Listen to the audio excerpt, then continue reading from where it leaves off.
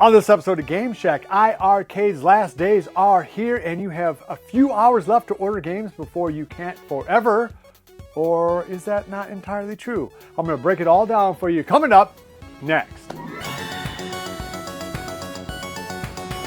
Hey everybody, welcome on back into the Game Shack. I am your host, JDV. Thank you for stopping by. Hey, give us a thumbs up. It really does help the channel. And please subscribe if you haven't, so you can get, more content like this after you hit that dumb old bell.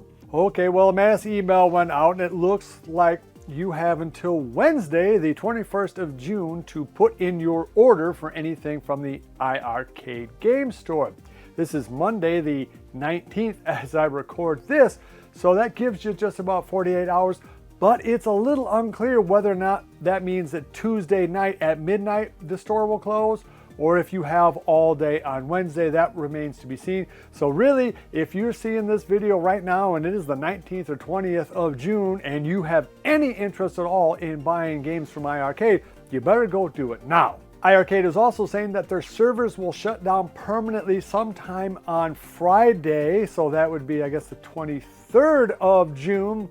And after that, the leaderboards and online high scores, anything to do with their servers, including the games, will be gone forever. So again, they are telling you to download anything that you want as soon as you buy it. I have downloaded probably 25 games in the last 24 hours because there were some games on there I want to pull off of there before it all went dead. So of course, all of that is really bad news. We don't want to see iiRcade go out of business. I think everybody more or less is on board with that. A few people really don't care, but there's anywhere from 6,000 to 10,000 owners out there, depending on who you believe in terms of the amount of people.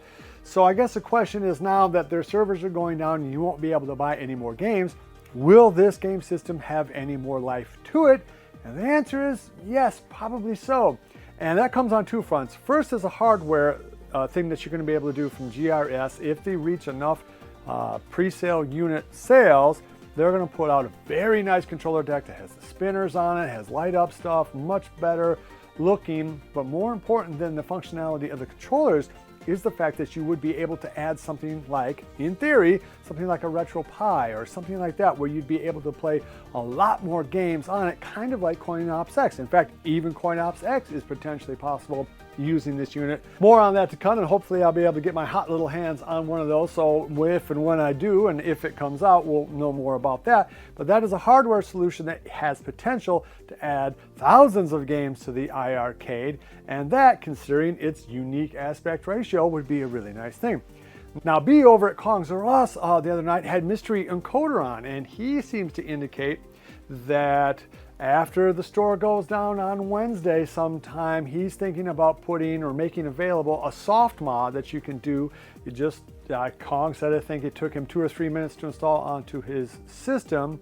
And by doing that, it allowed you to reach potentially all of the iiRcade games available, including a hidden menu that had about 15, 20 games that were either once available for the iiRcade, then pulled from the store, or games like Metal Slug, which were never officially available, but for some reason are on their system. So Mystery Encoder hacked the supposedly unhackable front end of the system.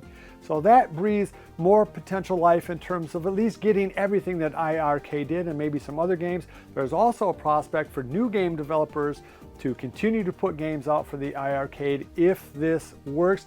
Now, the problem is there's no USB input for all those Gen 1 machines, and let's face facts, probably 85 to 90% of the machines out there are Gen 1 machines, so there would have to be some sort of hardware interface, perhaps like using Glenn's control deck. So that might give you the best of both worlds if that deck lets you download all of the games for the iiRcade that existed, as well as give you access to other games, but it should in theory also allow new game developers to put games on the iiRcade.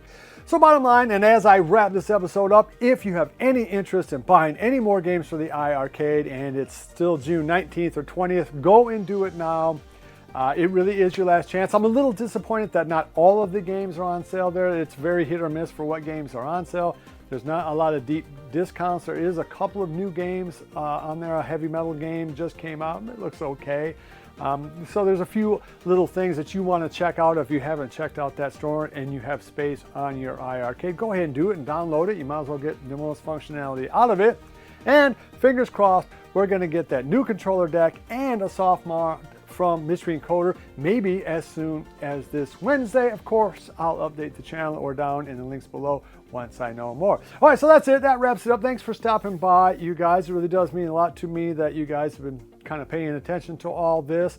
It's kind of funny that I put out this my 1-year review of the iiRcade last week, and then 10 days later they're out of business.